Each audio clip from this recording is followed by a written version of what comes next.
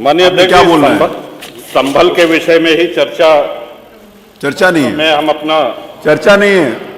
राजा भैया भी कोई चर्चा स्वीकार नहीं कर रहे हैं माननीय कि चर्चा कराई जाए या ना आपको कराई जाए। ऐसे तत्व जो ना आए हो कुछ बताना चाहते हैं? 5 मिनट 5 मिनट नहीं 2 मिनट। कुछ तथ्य जो इस सदन में रखे गए, इसके बाद आपको उनको भी सूचना दी है, तो श्रीमान वो आपत्तिजनक है। कुछ बिंदु मैंने भी उनकी भी नोटिस है। इस सदन की कार्रवाई लाइव देखी जाती है, रिकॉर्ड रहता है। माननीय नवाब साहब हमारे बहुत अच्छे मित्र हैं, साथ में मंत्रिमंडल में भी रहे। पहली बात तो ये स्पष्ट हो जानी चाहिए कि जो सर्वे हो रहा है वो न्यायालय के आदेश पे हुआ है, और जितने लोग बोले हैं इन्होंने पत्थरबाजी का कोई जिक्र, कोई चर्चा नहीं की। अब हम एक चीज तो ये भी जानना चाहेंगे कि क्या पत्थरबाजी करने से न्यायालय का आदेश बदल जाता है? अगर न्यायालय ने किसी सर्वे का आदेश दिया तो उस आदेश को पलटने के लिए क्या तरीका है? उससे बड़ी अदालत में जाएं कि सड़क पे खड़े होकर के पत्थर प्रशासन के ऊपर और पुलिस के ऊपर चला जाए। आज तक कभी प्रशासन का निर्णय, न्यायालय का निर्णय इससे बदला हो? तो दूसरा श्रीमान, पुलिस और प्रशासन के लोग जो घायल हुए हैं उनके प्रति किसी ने कोई पीड़ा, कोई चिंता व्यक्त नहीं करी। बहुत गंभीर मामला है ये। ठीक उसी तरह है जैसे बहराइच में 22 साल का एक नौजवान राम गोपाल मिश्र, 4 महीने पहले शादी हुई थी उसकी, हत्या कर दी गई। इतनी निर्मम हत्या करी गई, इतनी गोलियां शरीर में मारी गई, हाथ के नाखून भी निकाल लिए गए। अपराध क्या था कि उसने अपने धर्म का एक झंडा लगा दिया। श्रीमान, इसी चर्चा में एक बड़ा रोचक तथ्य सामने आया। माननीय नवाब साहब ने कहा कि कुंदरकी में लूट हुई है, लूट करके, वोट लूट करके ये विधायक बन गए हैं। वरना कुंदरकी में 65% मुसलमान हैं, 35% हिंदू हैं, तो रामवीर सिंह कैसे जीत जाता? ये कार्रवाई में है हमारा।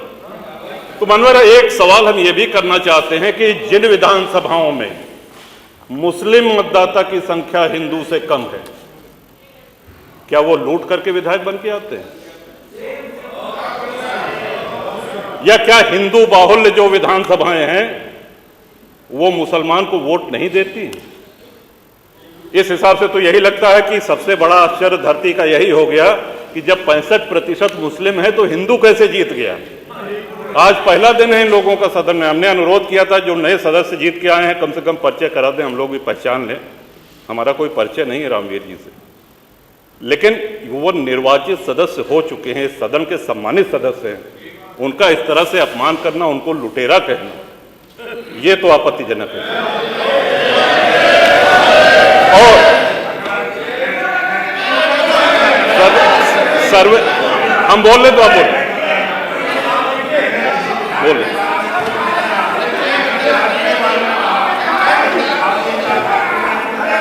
माननीय अध्यक्ष जी, 2 मिनट में अपनी बात 2 मिनट में अपनी बात समाप्त कर रहा हूं। 2 मिनट में अपनी बात समाप्त कर रहा हूं। हम लोगों ने भी बड़े धैर्य से सुना। तो इस सदन का एक क्राइटेरिया, एक मापदंड क्या ये तय मान लिया जाए कि जहां हिंदू अधिक है वहां हिंदू विधायक को ही जीतना चाहिए, मुस्लिम विधायक सिर्फ वहीं से जीतना चाहिए जहां मुस्लिम की आबादी 50% से अधिक है? अगर ऐसा नहीं हुआ तो ये मान लिया जाए कि वोटों की लूट हो रही है, या विधायक लुटेरा बन के वोट को लूट करके जीत करके आया है, बेईमानी से आया है। तो श्रीमान, ये तो इन शब्दों को कार्रवाई से हटाया जाना चाहिए। ये सदन के विधायक का अपमान है। और एक बात और कही गई कि सर्वे शांतिपूर्ण चल रहा था।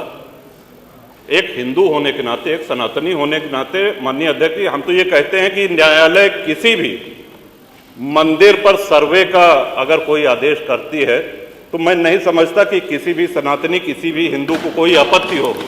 हमने किसी के धर्मस्थल तोड़ के अपने धर्मस्थल नहीं बनाए। करें जहां करना हो सर्वे करें, हम कभी गुम्मा अद्धा नहीं चलाएंगे, हम पत्थरबाजी, हम न्यायालय के निर्णय का सम्मान करेंगे। तो शासन का काम, प्रशासन का काम तो न्यायालय के निर्णय को लागू कराना होता है। तो इसलिए माननीय अध्यक्ष जी, इस पे चर्चा कराई जाए। चर्चा में भाग लेने की इच्छा इधर भी है, इधर भी है, बहुत से लोगों की है, और चर्चा कराई जाएगी तो बहुत सी सच्चाइयां सामने आएंगी। बहुत बहुत माननीय नेता प्रतिपक्ष, माननीय नेता माननीय अध्यक्ष जी, माननीय नेता प्रतिपक्ष, विधानसभा नियमावली में यह नियम है माननीय नेता कि प्रतिपक्ष। नियम 56 में जब ग्राह्यता पर बात होती है तो जो नोटिस दिए होते हैं उन्हीं को बोलना चाहिए। जब चर्चा होती है तो पूरा सदन, कोई भी सदस्य उसमें हिस्सा ले सकता है। मैं कोई आपत्ति इस बात की है, क्या माननीय सदस्य ने आपको कोई नोटिस दी थी? अगर नहीं नोटिस दी है तो ग्राह्यता पर इनको कैसे बोलने दिया गया? मैं ज़्यादा नहीं, 2 बात कहना चाहता हूँ।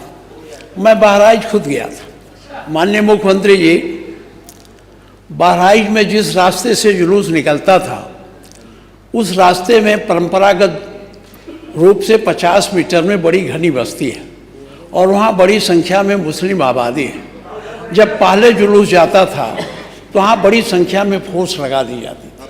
अब की बार कोई फोर्स लगाई नहीं गई और वहीं झगड़ा वितंडाबाज शुरू किया गया। अब ये कहना कि फोर्स मांगी नहीं गई, अरे सुनिए चुप रहो। हम भी जानते हैं।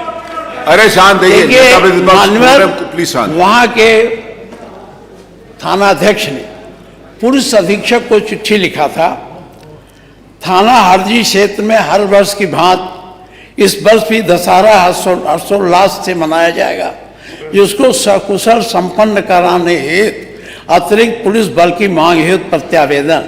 महोदय, सादर निवेदन है कि थाना स्थानीय क्षेत्र पूर्व की भांति इस वर्ष भी दशहरा पूरे हर्षोल्लास के साथ मनाया जाएगा। त्यौहार के पूर्व की भांति इस वर्ष भी सकुशल संपन्न कराने हेतु इस अतिरिक्त बल, जिसमें 1.5 section PAC, 1.5 section paramilitary force की आवश्यकता है, जिसकी उक्त त्यौहार सकुशल संपन्न कराया जा सके। ये चिट्ठी है। तो जब वो चिट्ठी आपका यशो पुलिस अधीक्षक को लिखा तो ये फोर्स क्यों नहीं दी गई? क्योंकि वो समझता था यहाँ हो सकता है। उन्होंने किया तो ये आपके पुलिस प्रशासन की पूरी उदासीनता या तो उनकी साजिश का परिणाम है, यह बहराइच का दंगा। मैंने ये चिट्ठी आप वेरीफाई करवा लीजिएगा, देख लीजिए। अगर दिया गया, अगर ये फोर्स दे दिया गया होता तो वहाँ बहराइच में दंगा नहीं होता। बड़े पैमाने पर दुकानें जलाई गई, एक नौजवान गोली लगी मर गया। इसके साथ ही साथ वहाँ तो जो हुआ वहाँ से 25 किलोमीटर दूर जाकर वहाँ भी दुकानें फूंकी और जलाई गई। एक अनूप शुक्ला है, उनका पूरा वही जला दिया गया। अगर ये इस तरह की बात होती, अनूप शुक्ला का एक वो था, शोरूम था मोटरसाइकिल का, वो जलाया गया, उनके कागज जलाए गए। तो इसको, अरे भी आप रहे होंगे वहाँ, जानते होंगे, हम तो जानते नहीं, आप उसमें सम्मिलित रहे होंगे। तो जो उसमें सम्मिलित रहता वही नहीं जानता है, हम कहाँ जान पाते। तो इसलिए मैं एक बात ये मुझे कहना था, इसकी जांच आप जरूर करवाइए। क्या पुलिस अधीक्षक के स्तर पर ये अगर गलती हुई, जिसमें 50 तमाम लोग, 7 लोग जेल में हैं, कितने लोग भागे हैं, 10 भागे हैं, वो इस भय को भी दूर करिए। यहाँ एक बात और कहना चाहूँगा, मुख्यमंत्री जी, हमेशा चलेगा। जब एक्ट पास हो गया था तो एक्ट में सुप्रीम कोर्ट में जब पिटीशन गया तो चीफ जस्टिस ने सर्वे की बात कर दी।